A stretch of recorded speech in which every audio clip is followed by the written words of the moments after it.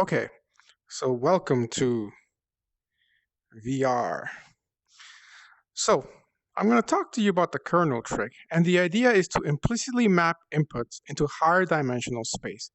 So here we have a couple of inputs, and the idea is to classify all the red dots as one class and all the green dots as another class. But if we're looking at this as two-dimensional space, there's no easy formula that we could apply to this that could linearly separate the data. I mean, basic things. Could we do something like this? We could. But then if we say this is all the green ones, we have 4 errors. And up here we have 1, 2, 3, 4, 5, 6, 7, 8, and then we have 4 errors on each. So we could do something, or sorry, 5 errors on each on that one. So we could try to create a line that would linearly separate this data, but we will not succeed in making a line that will have no errors if we're trying to classify these into two classes here. So the idea of the kernel trick is to increase the dimension of the feature space with the goal of trying to see if the data can be separated in a higher dimension. So let's go ahead and do that. Instead of visualizing this as two-dimensional data, let's go ahead and make it three-dimensional data.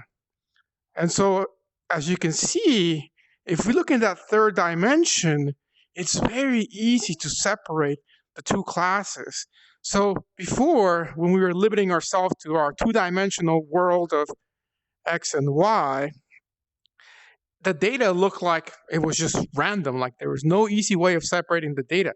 But the moment that we added that third Z dimension, you can see that now all of a sudden, it's very easy to separate the data. Now, because it's three-dimensional data, at this point, we don't draw a line, right? We draw a plane to separate the data, like that. This is Tilt Brush, Google Tilt Brush, if you're interested. And so now, if I tell you like, oh yeah, that's separating data, you're like, no, it's not. It doesn't look like it. But, we're higher dimensional beings now. We are looking at three-dimensional data, and we can see that the data can be very easily split. So the idea of the kernel tricks is, depending on what kernel you pick for your support vector machine, it's going to increase the dimensionality of the data with the hopes that in a higher dimension, you will be able to separate the data. Now, it may not always be the case that going from 2 to 3 dimensions is enough. We could have a situation where, let's say we have a little red dot. Oh, that's not very red. There we go. Really. Go ahead and do that. So we could have a really red dot like that. And then, this is still better than before. We only got one error there. But, if something like this was the case, maybe we need to go higher. Instead of 3 dimensions, maybe we need to go to the 4th dimension, and there we could split it. And would that work? Well, if we think of the 4th dimension as time, and I'm not getting a little bit abstract here, but if we thought about it as time, then it would work. Because if, this video that I'm pre-recording is probably around the 1 minute mark now, or maybe a little bit more. So if we're using time to separate the data, then this point only appeared after the 1 minute mark. So I could say that anything before that, we will classify as one way, anything afterwards, right? But that's getting a little bit off topic and abstract. That's not really higher dimensions work. If you want to really think about how a higher dimension works, you can think of like a hypercube and how in 4 dimensions, what does that look like? And I don't want to have to draw a hypercube right now, but you can Google that very easily.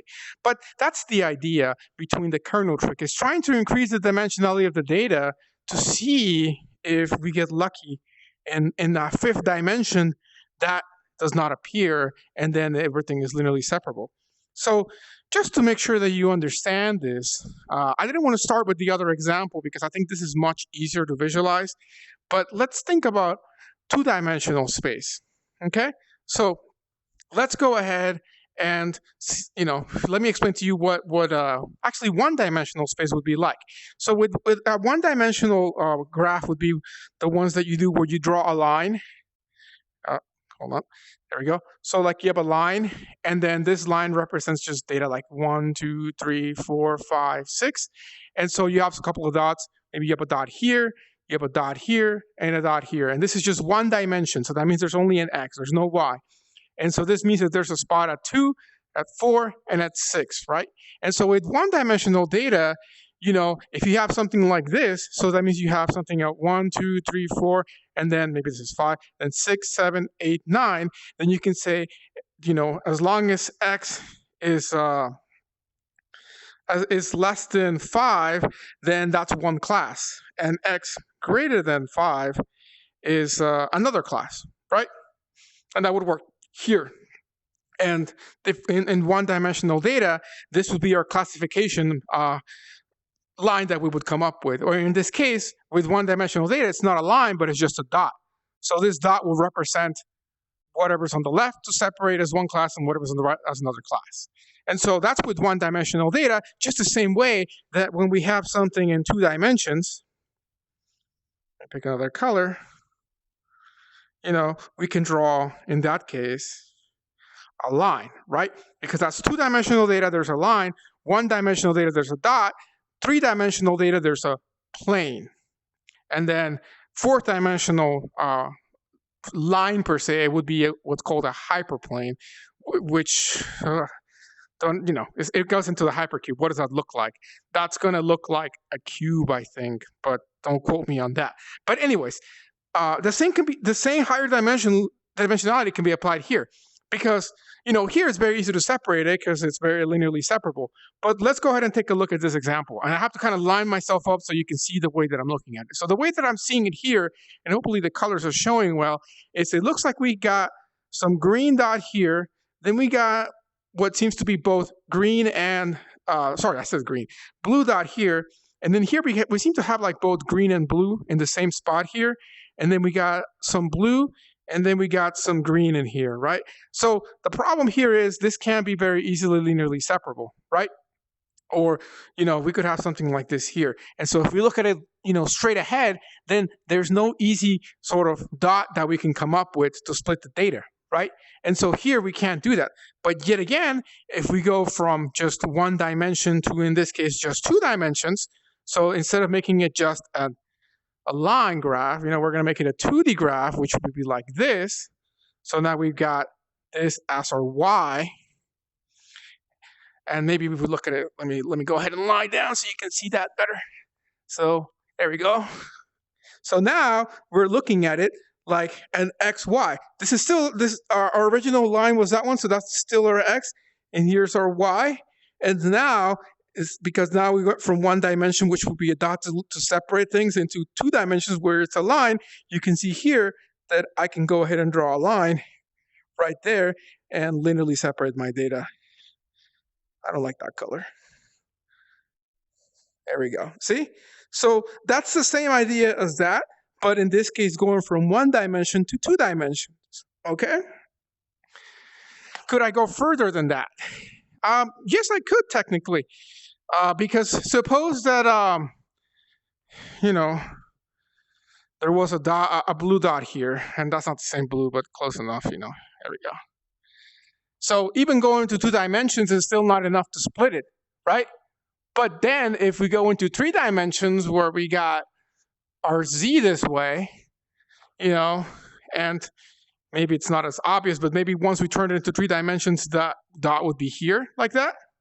If that was like that after the 3rd dimension. And I know in the 1st dimension you're thinking, well, that doesn't look here. That's right. That's okay. Because in 1 dimension, you can't see the height. You would just see the X value. You don't see that height there. Only when you add that 2nd dimension do you get to see the depth. And that's when you basically do that. Well, in 2 dimensions, the depth here is just a Y, but which, that you could think of as the height. But then when we go in this direction, then you could actually see that this is separated from that, and then you could split it. So hopefully between that example and this example, you understand the concept of the kernel trick. Again, the idea is relatively straightforward.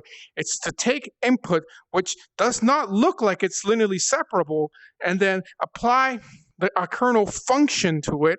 And this kernel function is going to increase the dimensionality of the data, and hopefully that allows it to be more easily separable, to classify it better. that's it. That's all there's to it. This is beautiful, actually. This tilt brush stuff. I think it's the future, to be honest. But I hope it actually it helps you understand better. But anyways, it's midnight.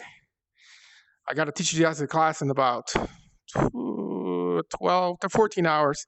But for you, it's going to be literally an instant going from here back to the webcam. So I will see you all in a second. All right.